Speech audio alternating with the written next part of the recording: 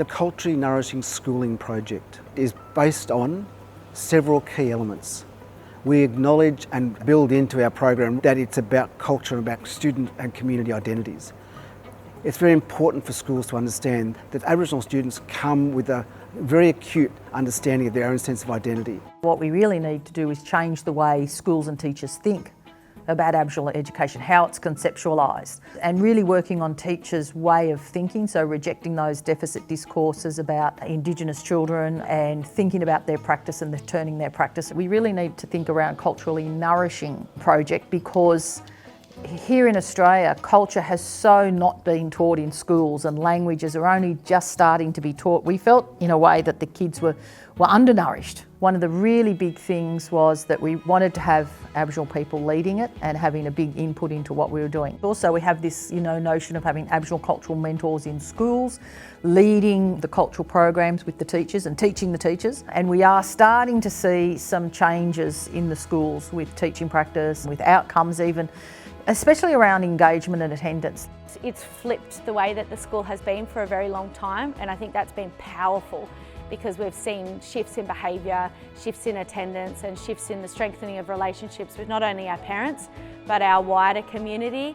It makes me feel proud knowing that I can put a smile on kids' faces from 9 o'clock to 3 o'clock in the afternoon, week in, week out. Yeah, they just make you believe in your job. I think the more Indigenous students we can get through to Year 12, and if they get it from primary, like we've got to be on to them from kinder. But yeah, I'd like to see all our Indigenous students finish Year 12.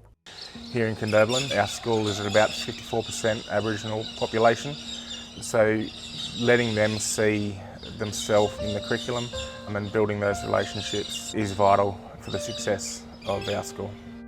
I think my teaching practice has changed just by making me more aware that these perspectives and cultures exist in a more deep way than I perhaps realised. And it's encouraged me to think outside of the box in ways that I can implement them in my classroom. I think the biggest conversation I had with the teachers was don't make it tokenistic. That was my biggest thing. Put it in your everyday teaching. Because they not can just, tell. 100%. I still remember very much feeling like, okay, this is a topic of, for example, Aboriginal history. You already know in your heart how it's going to go down, and it was still happening. So I was like, it needs to change. Jingi Walla. Language, we need it. I want to teach these kids and teach my grandkids. I want it to keep going further on in the schools and learn more of it. It's a fantastic program. I really believe that it should be in every single school, not just in New South Wales, but throughout Australia, because it's the only way that in a lot of schools that you can make sure that the Aboriginal content is going right through the curriculum, which it should be. I've always been willing to have a go and try and give information to my students, but through Culturally Nourishing, it's sort of given me avenues with the cultural mentor to go and speak to the correct people that have that knowledge to be able to then give the knowledge to my students.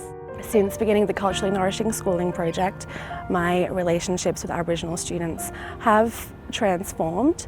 I have shown them that I've got a lot more local knowledge, so I'm in conversation with them and the community and their families.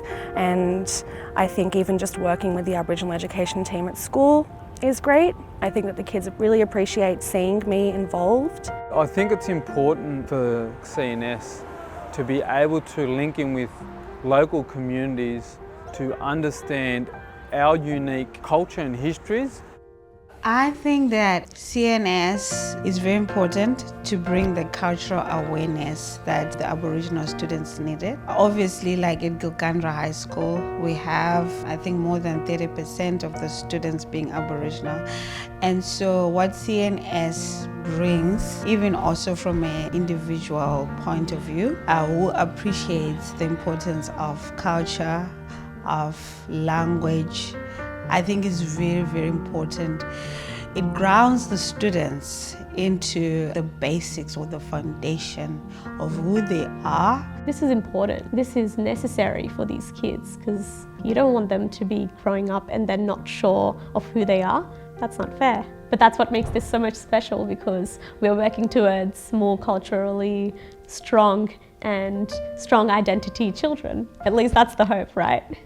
The positive is that we have a lot more students out there learning their culture and that. They're not turning their back on their language and culture. They can rejoice in it and enjoy it. Malayan, Malayan, Malayan, Malayan, Malayan, Malayan, Malayan, Malayan, Malayan, up again, Malayan.